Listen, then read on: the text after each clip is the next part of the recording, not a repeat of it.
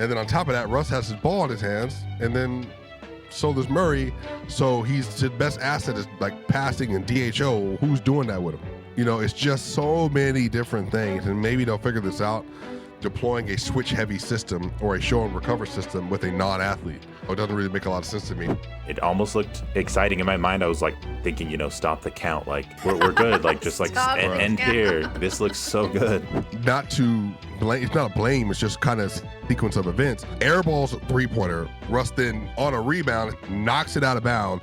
And then he runs a pick and roll with Joker, and he breaks the fundamental rule of a point guard. And so Russ does, ping, and then OKC's like, catches the ball, and then they go score in transition, and then next thing you know, the momentum is just drastically different.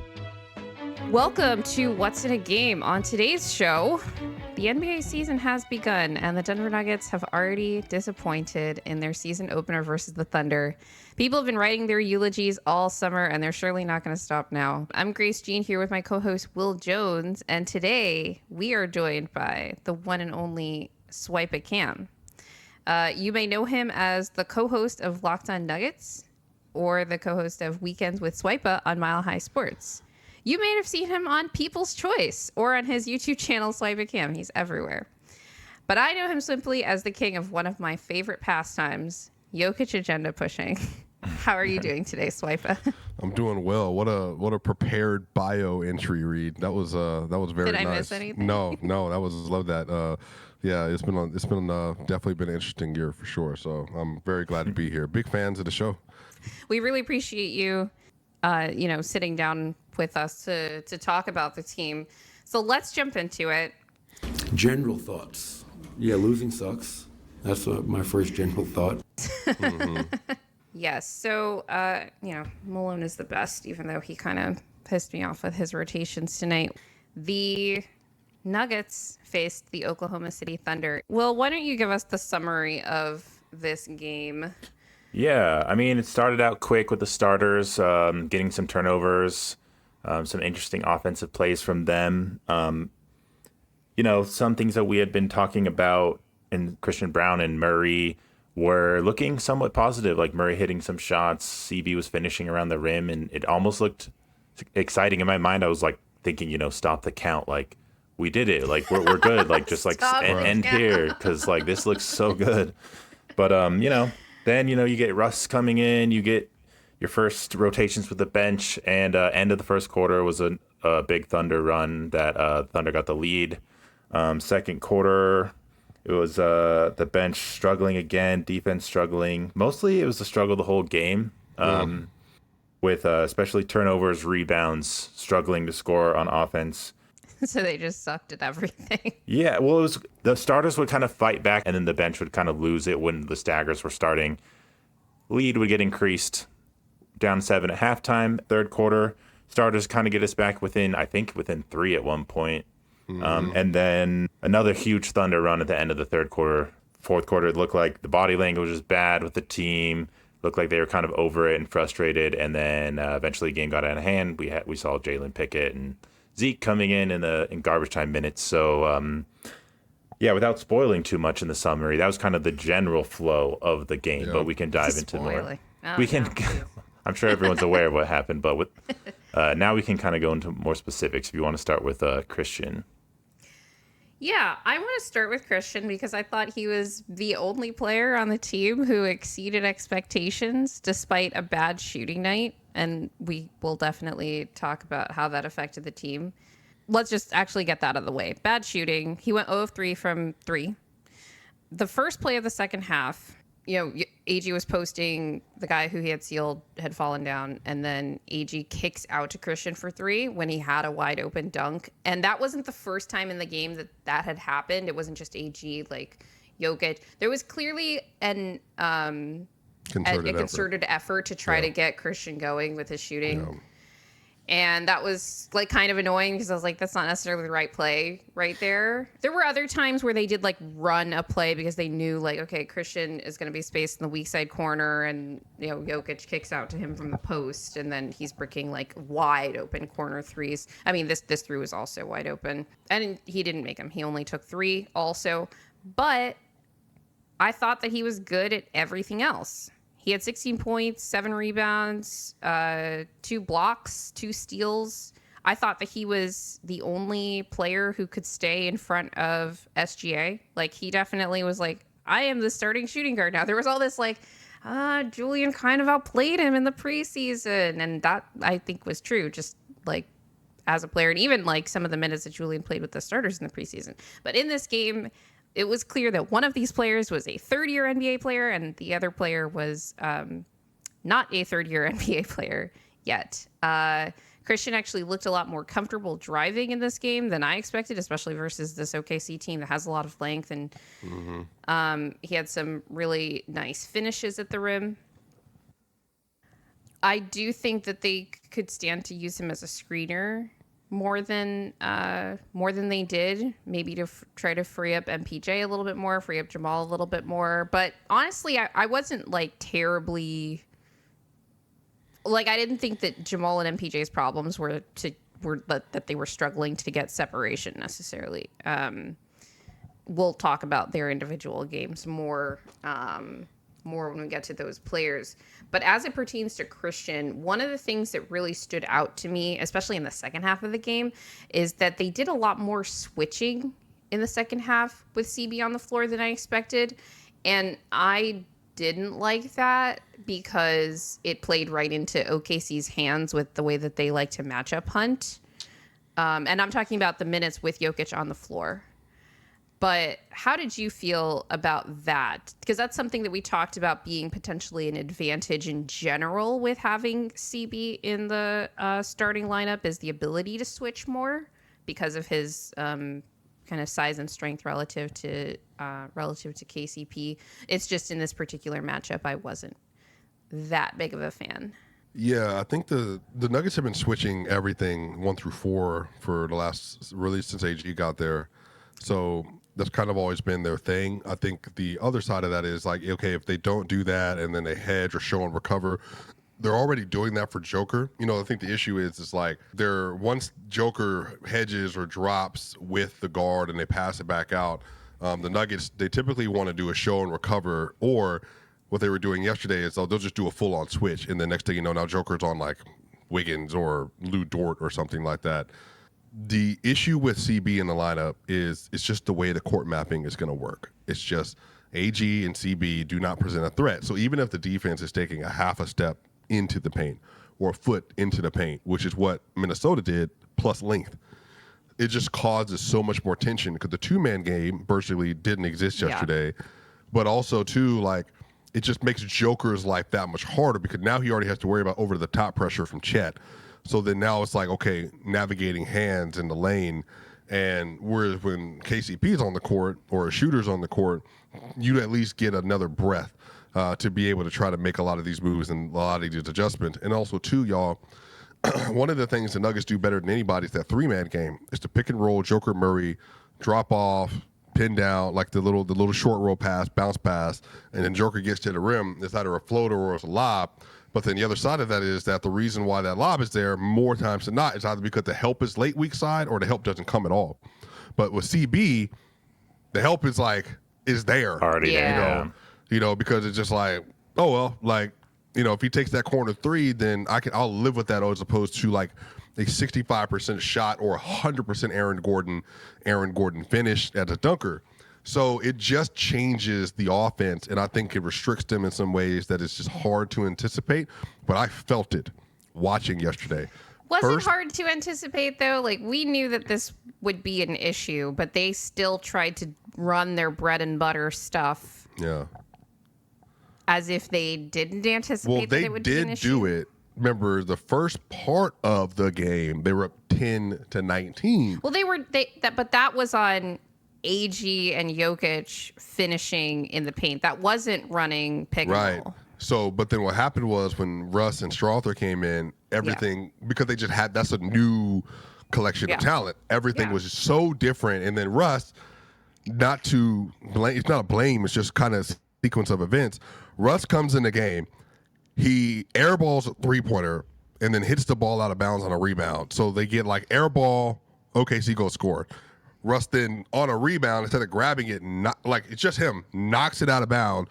OKC scores, and then Russ comes down the other end, and then he runs a pick and roll with Joker, and he breaks the fundamental rule of a point guard. You always throw low center. That way it's a turnover. It's low through the court and not over high, which is a turnover going towards the other basket. And so Russ does, hing, and then OKC's like, catches the ball, and then they go score in transition, and then next thing you know, the momentum is just drastically different, so yeah, there are just ways they need to figure out how to play together. I'm not like down or anything like that. The only player that I'm been down on and will stay down on is Dario Saric. I just don't think he fits this roster at all. We are going to get to that when we get to the bench, but I want to finish the discussion on the starters. The next player I wanted to talk about was Jokić. I wanted you to rate Jokic's game on a scale of 1 to 10. He's the best player. He's a top 10 player ever, probably. So a C. Let's see, 16, 13, 13, 16, 13 from the field. You're cool for most of the 16 game. points, 12 rebounds, 13 assists, and 2 steals to round that out. Let's see. But 6 of 13 from the field. Yeah, you were bad Jokić, but better than, whatever. So, yeah, he was a C. Was Jokić the best player on the floor in that game? Yeah, see, the thing is about that stuff is yes, just because it's Joker, it's just everything. Even the everything that OKC did was to counteract Joker or to tire out Joker. So they're just building everything around it. But Chet, I think from an impact standpoint, was probably just the most impactful because he not only it wasn't Chet, it was primary assignment Joker, but Chet rotating MPJ rim, Chet staying out in space, Chet finishing his 2-pointers, not his 3-pointers, Chet being able to rebound, Chet playing physical from the start. Because what happens is, and I said this multiple times, that when a smaller player or skinnier player starts physical, you can end physical. Because typically the whistle is not going to I'm not going to call everything. So you get a chance to engage in more physical play. That changed some of the discourse over the course of the game. I think Chet just, from an all-around standpoint, was just able to really put an imprint on the game that I think changed a part of the way the Nuggets were able to play from the second, third, and fourth quarter. But I also think what you said with CB with the court mapping, that's going to affect Jokić a lot, because how many times did Jokić just hit CB in the corner? Because it's there, and obviously Jokić is going to do that because he's so cerebral. But yeah, then how does the offense flow from there? And it was a mixed bag. Well, if you could play that tough bucket on the drive that Jokić had, I think it was on a broken play. No, that's the right wing. Yeah, CB didn't shoot the 3, and then Jokić caught it and then finished over Chet or something. Yeah. I mean, it wasn't the best pass, and it's he obviously could have shot it. The problem is here, even though Jokić makes this bucket, Chet completely ignores Christian in the corner to try to go help on that drive, and Jokić finishes through 3 OKC defenders. This was what it looked like in the paint for Jokić and AG the entire night. It didn't matter who was on the floor. Even again in the starting unit, who actually did win their minutes last night, the starting 5, basically the only lineup that won their minutes last night. This is what it looked like in the paint for those two. So that kind of explains why the Nuggets they finished less than 50% from 2 in this game. And that's why I completely agree with you, Swipa, that Chet was the most impactful player on the floor last night when you combine both ends. And I even think that, we'll talk about it at some point, but I know Malone with this point guard thing, he did this with Reggie Jackson too, but I just think I think Julian Strawther just makes more sense as the first sub just to fit in with the rest of the offense because it gives a different kind of. Go ahead. Yeah, go ahead.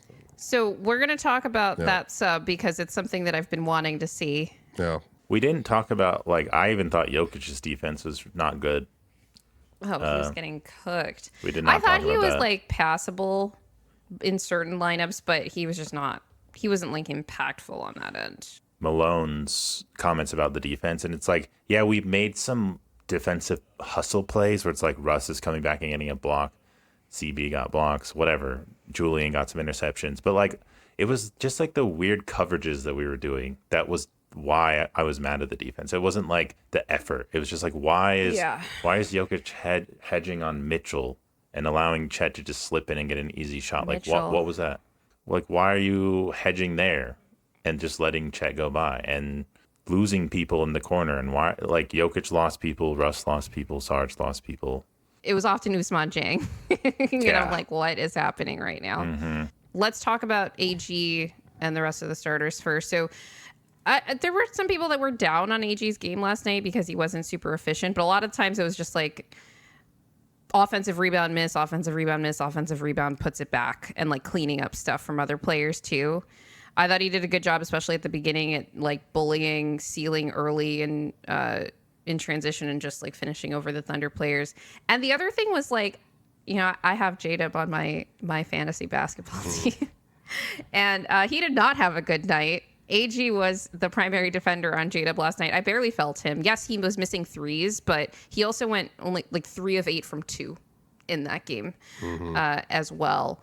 One of the things with AG is that I actually would like to see him with the bench more.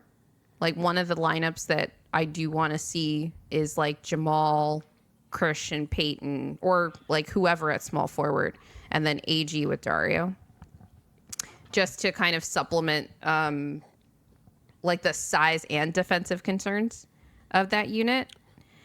But like, I wasn't low on his game at all. How did you feel about how AG... Remember, Aaron Gordon's last NBA game was Game 7, and he was just nowhere to be seen offensively, in part due to just not being able to finish around the interior. Aaron is going to have to get back to that 22-23 shooting where he shot 39% from 3, because you're just going to have to provide some space.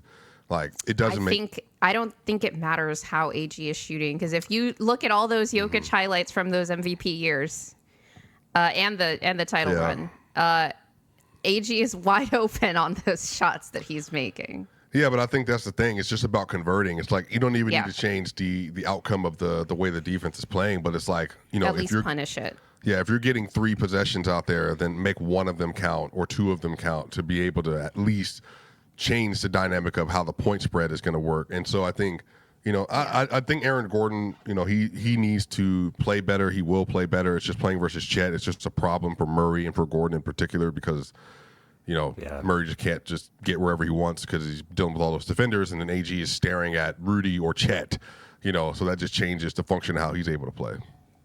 I just thought it was too hard in general to employ our starters like we are used to seeing, when there's a clear emphasis to take away the paint or double Jokić. So AG can't just like slip from the dunker spot and get an easy dunk all the time, because they were just packing it. It just all kind of extended from like CB being new in the starting unit, and MPJ shooting was off. Like, we'll get to him. And I mean, it's all related. Like, the tough shots from Murray, like isoing, just going to step backs, and then MPJ. Like, I just feel like all of them couldn't do what they're best at. I mean, we can move on to MPJ. Was there anything specific from his game that you want to point out? Because, you know, like you said, he and Jamal are not just from us. MPJ said it. Jokić has said it. They're their only supposed to be reliable shooters. And they're the only players in this game who were operating from outside. We talked about the struggles that the Nuggets had inside. They also struggled from 3. They shot like 17-point-something% from 3 in this game. Yeah, 5 of 16.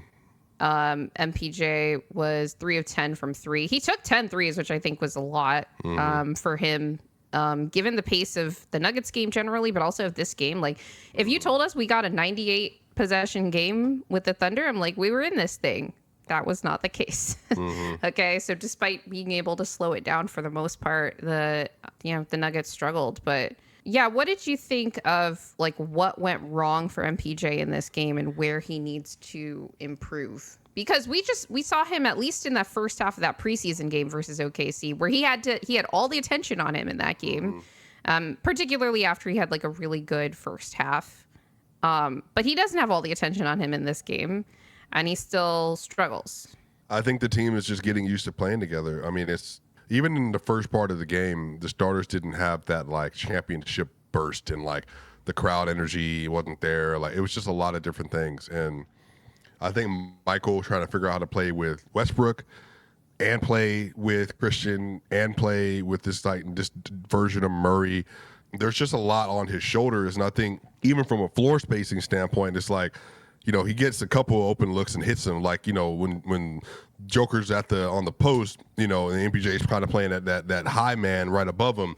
He passes the ball to Joker, and SGA is just like completely abandoned Porter, which I thought was hilarious, right? Like, it's just like, he just completely left him, and Porter slides over left, boom, boom, you know what I mean? Like, that's the kind of stuff he's going to need to get. The problem is that Porter, because of the nature of the way the Nuggets offense is spread out, he's getting so much defensive attention on closeouts that it's affecting some of his ability to get the shot off, or even just the comfort. And then when he gets to the rim, coming off some of those little actions, off of either just a natural cut or an in, Jokić gives him the ball, but then it's like he's staring at Chet, and Chet is even taller than him and longer than him. With the exception of some, I think, just kind of exceptional recoveries and blocks from Chet in this game, I thought MPJ's inside game was fine. Yeah, there are times he got dump off passes and got some easy buckets down there. But he also got blocked by Chet. It was just not a big part. It was just not a big part of his game. I'm not gonna fault anybody for getting blocked by Chet. Like, Jokić got blocked by Chet multiple times in this game. We talked about the impact that he had on the floor. I'm more concerned with that outside game, because when you say, I was surprised that he took 10 threes when I looked at the final box score, because I felt like there were so many that he passed up because of that attention that you mentioned, Swipa, that he gets on these closeouts. And OKC is an incredibly athletic team. They had SGA on him for the most part in this game, and I was kind of surprised by that, because they like to use SGA as a roamer, so I thought they just put him on a worse shooter. But SGA was, for the most part, able to recover to MPJ when he left him. The thing that I thought MPJ did a good job of was actually shaking SGA off ball when he was the main target in an action, in order, to come off a pin down and get the handoff and get either an open look or a semi-contested from the rear look, and he was very impacted by that. SGA is 6'6" with a God knows what wingspan. The OKC is team all long boys over there. So it's not shocking to me, but MPJ is 6'10" with the second highest shot release, 6'11" wingspan, by the way, in the NBA. He needs to be able to get those shots off when he gets that space, because he's not going to get it often, even though he was able to get 6 or 10 attempts up today from 3, because he said it in his last preseason media availability that he said he and Julian are going to have to be the volume shooters on this team. Mm-hmm. So yeah, we just need him to play better. Yeah, that first attempt that I was looking at, I mean, his role had so much clarity in preseason, how he was operating, and he was looking good. He was going to try and add more responsibility to his own game. This one, he just looked unsure of how to generate more threes. It's he knows he needs to up the volume, but I mean, I think he needs to convert on the ones that he got. That's true too, but even this first one, he just fires it up. It wasn't off an action or anything, which is fine, but it was a pretty bad miss. When we did run him off actions later in the game, he obviously scored, and like Swipa mentioned, when you're doubling off Mike to double Jokić, that's going to be an automatic 3 for Porter. Mm-hmm. So it's but that's going to be a huge mistake by the defense if they're doing that in that situation. So Mike's going to have to find a way to convert on shots just out of action, so that's more intentional. I will say one of the big differences between preseason and now is that we actually did see, especially in the last couple of games of preseason, more of MPJ at the 4, either playing with, when they played OKC in the preseason, it was, I guess he was playing small forward because they started with AG and Zeke, but Zeke was off spacing, he wasn't really involved in the action, so MPJ was able to drive more. And then when he was playing with the bench with Dario and Russ and them at the 4, he was able to drive more. It was running the same actions, but because of the geometry of the court, he was spacing or he was able to drive. That was not so much in the case in this game, because they basically handcuffed his minutes to Jokić and AG. So his role was really come off that pin down, you have to rise and fire, because there's no driving lane there.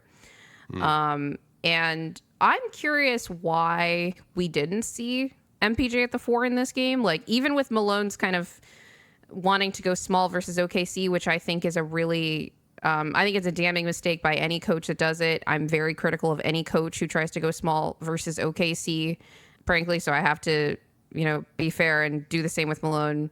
Even by that philosophy, you could have staggered MPJ with the bench, even if you want Jamal there too. But Malone decided to, like I said, handcuff MPJ's minutes to AG and Jokić together. Like basically the three of them were always together when MPJ and AG were on the floor. So he didn't, have the ball as much and, any of this. Not that he would have on the floor with Russ and Jamal either, but I'll let you kind of go off on some of these rotations here. Well, that's the thing. It's not like big beef, but I think just it makes more sense schematically to say Julian Charlotte's the first sub for Christian Brown. Like, let's just get the optimal offensive lineup in the game, or one of them, maybe one of the two, and just say we're going to space out the court as much as possible, give us a more traditional look, but we'll see how the defense look, as opposed to Russ and AG. It just changes so much with the overall team. And then I think you can put Russ in for Jamal that next stint. I just think that there are some things they can do. I think that I just think with this team, the second unit, they've always been, for the last couple of years at least, a switch team on the second unit. So why are we doing this with Dario? Like, it just doesn't make any sense. Because the second unit hasn't been a good unit though. So.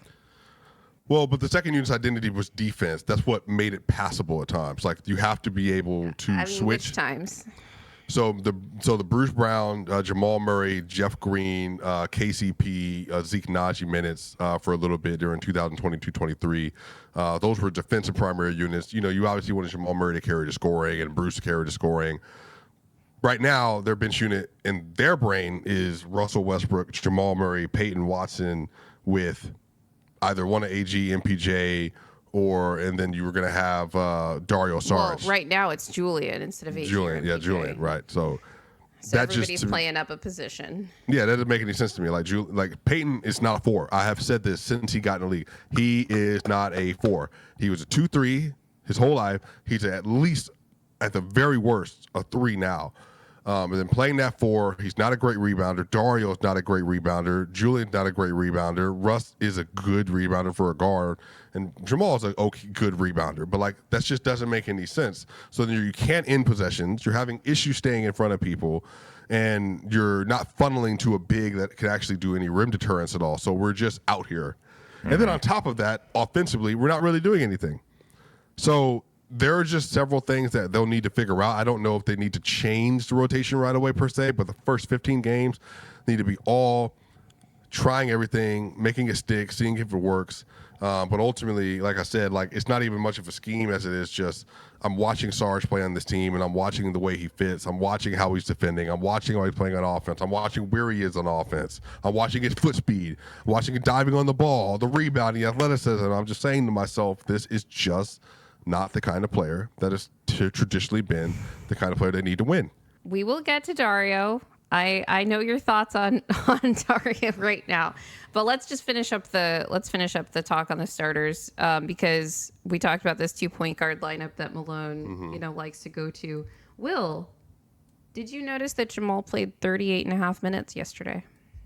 It's a lot. Yeah, we didn't want him to have to, stagger like this and play a lot of minutes with Russ. Like, we were all debating, how are they going to work playing together? He played 20 minutes in the first half. Yeah. They played the starters a lot in the third quarter. And then, obviously, they had to put him back in early, even in the fourth, to try to get back in the game. Yeah, had to, because they were trying to get back in the game. But, well, they were down 20. Yeah. Obviously, it was a futile effort, but I think Malone's like, I got to get the guys back in there. But, you have plays, like Malone said after the game, he's hopeful that Russ and Jamal will be good. If you have Russ handling like this and then hitting Jamal in transition or something like that, and Jamal can catch and shoot, he can be a 3-point threat. But if you're not doing stuff like this on offense and Jamal's operating and then you're just spotting up Russ, kind of don't get the point of what the identity is offensively. And then, like you guys said, with two and 3 guard lineups and Dario, and you're settling for threes by shooters who aren't really established as 3-point shooters, and then you're not good at rebounding, you can't really exploit anything on offense either if you don't have someone down there to even rebound a 3 from a shooter who's not the most efficient. Completely agree with that. What did you think of Jamal's game overall? Just like his individual game. Not great. Will. Yeah. I personally was like surprised at the types of shots he was going after, like really tough turnaround, little like mid-range jumpers and step backs. He had a couple catch and shoot threes that were good. That's what I wanted to see, and like maybe something to get him some easier looks. But like SGA, he's an ISO specialist and he can just get offense automatically. It's just not as easy for Jamal right now. He's a tough, not a good ISO player. But he's a tough shot maker, so he could do like a step back. He could do step back three. He could theoretically create something, but he has to be like really on his game and in really good rhythm to do that. It wasn't like horrible, but it wasn't the Jamal that like everyone wants to see right now. I thought that he did a very poor job of playing off ball with purpose. And I'm not talking about the 2-point guard looks. I'm talking about the minutes with Jokić as well. Mm-hmm. Like they were running some off ball actions to him, and he was either like, you know, kind of jogging to whatever spot he was trying to get to and like wasn't there yet when they're trying to get him the pass.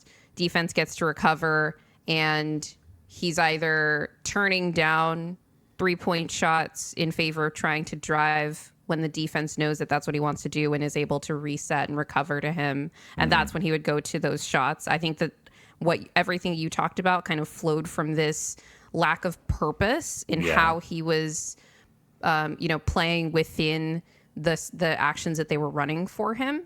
And the turnovers, I didn't mention that too. He had some rough ones. How many, it wasn't like a great assist to turnover game for him. I know it was like 4 assists to 3 turnovers. 4 to 3. And, you know, a lot of that is like missed shots from others too. But yeah, the turnovers that he did have were rough. Like I think the story of this game, frankly, is that our interior players were like good, not great. And the perimeter play got completely shut down by OKC and like just didn't rise to the occasion of playing against like, you know, a good perimeter defense. But I just didn't like the process there from Jamal and Russ, who we will talk about. Let's get to the bench. Since Swipa is so eager to talk about it, let's get to the Dario question. Why don't you lay out your case for Dario's bad fit on the team, and then I will respond to what I think they need to do. He just doesn't fit their identity as strong as Zeke Naji does, but Zeke is obviously a question mark. Russ and Murray are not consistent POA defenders, so therefore you just need like conceptually someone to be able to be a weak side defender, help defender, at least a rim deterrent. Peyton's supposed to be that, but Peyton is a very good off-ball rim protector, but you also need some size to be able to do that as well. And, you know, Dario being the biggest man that they're bringing off of the second unit and then securing rebounds and all those things, and then again, deploying a switch-heavy system or a show and recover system with a non-athlete. It just, you know, it doesn't really make a lot of sense to me. And then he's not enough of an offensive threat where it's like, oh, at least on the other end, he's like 42% from 3. You can give the ball out to him on a rush cut or a dive or something like that. And it's like, oh, Dario's open, hit him, pow, hitting those shots. And then on top of that, Russ has his ball in his hands. And then so does Murray. So his best asset is like passing and DHO. Who's doing that with him? Like, you know, it's just so many different things. And maybe they'll figure this out as time goes on, but I look at his body, look at his footwork, look at athleticism, look at his height, look at his rebounding. He is not playing in the playoffs for this team. So why is he on a $5 million a year contract with a player option? You know, it just doesn't conceptually make sense to me. But, you know, hopefully Calvin Booth, you know, in this situation, he's more right than I am wrong. You know, I agree with you that the scheme that they're employing with him doesn't really make sense. The heavy switching, first of all, I've never really loved it, but at least in the past it was kind of limiting 3-point attempts sometimes. They still allowed 36 3-point attempts from the Thunder, even with all the switching they were doing with the starting unit and the bench, which is not a number that you want to see an opposing team take versus the Nuggets. One of the ways that they were such a good defense last year was limiting opponent 3-point attempts. So despite all this switching, they were still giving up 3-point attempts, in part because guys couldn't stay in front of the Thunder players.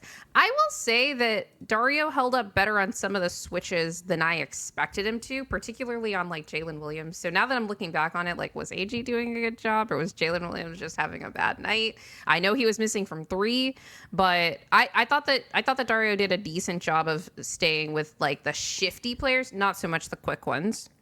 And I think that, the other thing is switching Dario onto the perimeter exacerbates their size and rebounding issues because they don't have a 4 on that team. I don't think the problem is that Dario is the biggest guy out there. It's that he's the biggest guy out there by far. Right. And so, like, everyone talks about this, like, size advantage that you have against the Thunder. So you should be able to, like, control the glass. But that doesn't happen if they have a substantial athleticism advantage as well, which shouldn't have been the case because, Peyton is athletic and he actually got a lot of rebounds. But I thought none of them were wow, he shouldn't have gotten that and he got that rebounds. It was the okay, you were like in position and like nobody else was around kind of rebounds. But he's just not a 4, and I don't think continuing to put him in that position is really going to be ideal. But some of these issues do flow again from this 2-point guard look that we didn't see a ton of in preseason, in part because of the stuff with Jamal's knee. We saw a lot more of the bench with Russ at point guard, Julian at shooting guard, and Hunter was kind of the Peyton stand-in at small forward with either Vlatko or Zeke at the 4 next to Dario. And even when those units were getting killed, you kind of saw what they were going for. Even if the execution wasn't great, there was process there. They were using Dario more as a hub, even with Russ out on the floor, or they were using Russ as a hub, and Dario was, acting within those actions to get Julian open. And that was okay, we see what they're doing. But the 2-point guard look just throws everything off on both ends of the floor, especially with all of the switching. So this was from a Denver Post article. Bennett Durando, he's great, always has the T on the team. And it was an interview with Šarić, who talked about how after he got signed, Jokić called him and talked about how they're going to want him to play up at the level. He's going to be the Jokić facsimile off the bench, which meant, that would be the case on both ends of the floor. That's what they do with Jokić. They play Jokić up at the level. They try to hedge. They try to do all this stuff. And then they have rotations on the back end. They did not do that in this game because of the heavy switch scheme. And I don't know why you're doing that with this bench. I don't know why you're doing that in particular with Dario as the big on the floor, when I think playing up at the level and just having everybody stay within the scheme that they're going to have with Jokić on the floor. But maybe that is what happened, because we already talked about how they did employ a lot of switching with Jokić on the floor in this particular game. And I wonder if this was just one of those, let's just try something different, and it completely kind of blows up in their face kind of games versus OKC in the season opener. Malone actually said after the game that he liked the way the defense looked. I think that was largely a product of the fact that OKC had one of the worst shooting games that I've ever seen from them. There was some good stuff defensively, particularly in the first half, particularly with the starters. I think the fact that Christian did a decent job on SGA when he was on him, when he wasn't giving up that switch, which again was apparently their plan. But basically every other lineup I thought was getting cooked, especially, in transition. When it comes to the offense, again, this small Thunder team, they're forcing all these turnovers, but they're also forcing all of these misses. Do you think that Denver's offense looking bad had more to do with their own process and all the things that we've talked about, the 2-point guard looks and all of this stuff, or had more to do with what the Thunder were doing in terms of throwing everything out of rhythm the way that they do to every team? I think it's a mix of both. I think it's in part because the Thunder just have a very elite defensive personnel, but also the Nuggets don't know what they're doing. Yeah. I think the offense is just functionally different, and not having KCP there and finishing and figuring out okay, where's everybody need to play, where's everybody need the ball, it's all going to be new for a little bit. So I don't know. I don't anticipate that it's going to last a long time, but I do think their offense is going to be a little funky for at least a couple games. Yeah, it wasn't like in the Wolves series where you can clearly see the Nuggets trying to do what they're doing and the Wolves totally game planning for it and making everything difficult. There was things that we kind of shot ourselves in the foot with, and also just shots not going down on some good looks. Some of them were definitely out of rhythm and well defended. And then in the third quarter, there was just times where Chet was just insane inside, and the defense across the board on the Thunder was just amazing. So it's I had to give them credit when I was rewatching it. I was they look really good defensively. So they rotate their asses off. They basically are the Heat if the Heat had all athletes, right? Sure. They make your life hell engine. in these games. When it comes to Julian, he didn't hit any threes this game. That's why we got him. That's our hope for him. There are times where I'd say he looked pretty indecisive. And I think the idea was he would just be able to drive and get to a floater, or, he went for the reverse. That would have been nice if it went in. Unfortunately, he just didn't. But he kind of like picked up his dribble too early at times and was stuck in no man's land. And that would stall the offense, stop the ball. What were your impressions of Julian? It's just, I think he'll catch his rhythm. Like, that shot's fine. Like, he hit those versus the Pelicans last year. That's kind of what the shooting they need. Like, you're not going to have a lot of space sometimes. And that's what I'm talking about, spacing and court mapping. Look how fast they get out to Julian. Like, oh my goodness, you are not getting an open three-point opportunity, and they respond to him. So once Julian learns how to take advantage of that gravity, that's where the floaters come in. That's where the playmaking comes in for your other teammates. But really, once he starts converting three-pointers, the offense looks different. And had he hit one yesterday, the offense looks different. Had Christian hit one yesterday, the offense looks different. So that's just a part of his job. And I think that as the season goes on, he gets more and more comfortable with that role. And I think you're going to start to see Julian really pop more and more and more and more. But, everybody knows shooting is about consistency. It's about flow. It's about timing. But once you start getting a rhythm together, that's when you can start really, punching some holes in some defenses. And so I think he'll get there. But for me, that was just like a second-year player, first game, very tough defense. The team around him wasn't playing well. If Jokić and Murray and Gordon are playing better, then I think he probably plays better too. Speaking of the shooting comment, I could just jump to this question that I had here regarding Calvin's media day comments. He talked about we've had a lot of conflicting reports about the shooting on this team, but largely weighed toward like we don't have enough. Even Jokić last night had comments about how, except Mike and Jamal, all of us are kind of streaky. And Mike was talking about how he and Julian need to be the high volume shooters on this team. I'd like to hear Jamal's comments on that. Like, I'm very curious what he thinks of the 3-point shooting on the team. But Calvin Booth on Media Day said that they're riding a fine line with the shooting. And he said that it's going to be something to monitor, and even suggested that it's something that they might be, willing to address at the trade deadline. What if they were to go after somebody at the trade deadline, particularly to address the shooting and overall geometry problem that they have here? They need to solve a proof. Which position do you think would benefit the most from a shooting upgrade? And do you have any specific player suggestions?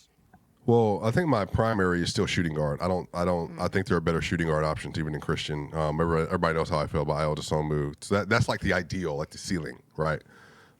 Good shooter, good playmaker, can drive, and also is a very good defender relative to the position. And cheap, and young, and tall, and athletic, all the things, right? But the 4 would probably be it. Like, if they had an actual 4 that could come off the bench and shoot, that they trust, I think that would change a lot. Mike is already a 3, Peyton, whatever. But Peyton even driving and kicking off of a 4 that was like a legitimate, like a Ryan Anderson type of situation, then that would change. Now, Ryan at his apex was a very good player. I don't necessarily want him, in the system, but I think if they had a 4 that it was a competent enough athlete that they could genuinely is a floor spacer, I think that would help them. And that would even give them a different look. Again, I say this again. I brought him up once. I'll bring it up again. I think Deron Holmes was that. I think that was what he was supposed to be. So he plays defense. He's a rim protector. He's athletic. He can move in space. He's a vertical spacer. Oh, and he can floor space. That was the idea. So would have been a very versatile piece. That wouldn't have been a thing where you're well, I don't know if he can play in this lineup because they're missing X, Y, or Z. Yeah, he would have played next to Joker. He would have played next to Flacco, Saric, Zeke, anybody. So even Dario. Yeah, even Dario. And maybe Dario is a +4 yesterday because he has a rim protector behind him. I said to Matt earlier on Locked On, they're a player and a half away from where I would feel like they can beat anybody, anytime, anywhere, any place. And a half is Julian taking that half a step, I think, to booming. But I think the full player would be seeing some consistent offense from Peyton. Like, Yeah, fat 1,000%. but Yeah. I don't think you can rely rough on one. two of these young guys making a leap, especially like we're like, we need Christian to continue to be solid as a starter. We need Peyton to take a full leap as a player. We need Julian to, particularly I think the defense needs to improve from where it was last night. Like, we talked a lot over the offseason of like, we don't know where his on-ball defense is going to be. Yeah. Because he hasn't really had to guard on ball in this game. They do a ton of switching. Julian's getting hunted a ton. And the on-ball defense, was is Not less good than on stellar. ball D in all of that second unit. Yeah. So, yeah. Yeah, Would you be but Julian willing- was the one that was getting hunted, is the Would thing. y'all be willing to trade one of those players for like a clear upgrade? I mean, it's got to be a clear upgrade. But I think we have to be. I think you have to be willing to do anything right now to maximize Jokic's prime. And here's the thing. We talked about all these like lineup things that we'd like to see Malone change. We don't know that, really don't expect much to change with the lineups, at least for the first 15 games. Like they're in data gathering mode for the time being. But also these players have to make a case to play them more and play them in other units. Like Mike did not have a good outing even with the starters yesterday. Yeah. Jamal didn't have a great game. For some reason, he got the most minutes on the entire team. Julian looked really shaky in that first half. Actually, the first sub off the bench was one I've been wanting to see explicitly, which is handcuffing Jamal to Christian for the most part, and then bringing in Russ and Julian off the bench. And Malone made that sub, and that is when OKC started their extended run that took them in through the end of the game.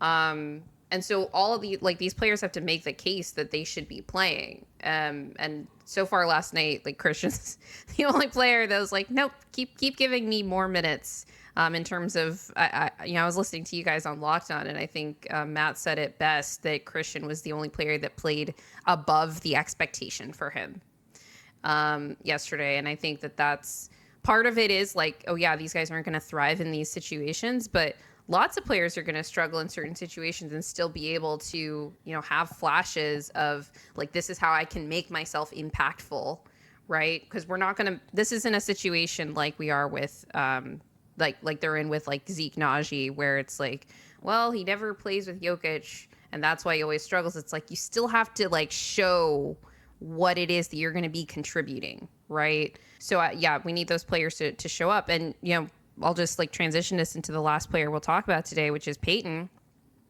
We talked about him playing the 4. It was not great position to put him in. I also thought that his positional defense was really bad today, and it wasn't just on SGA. Like SGA gets everybody, and he got by Peyton on one play. But I thought Peyton was like playing too far up on guys, getting blown by. Yeah.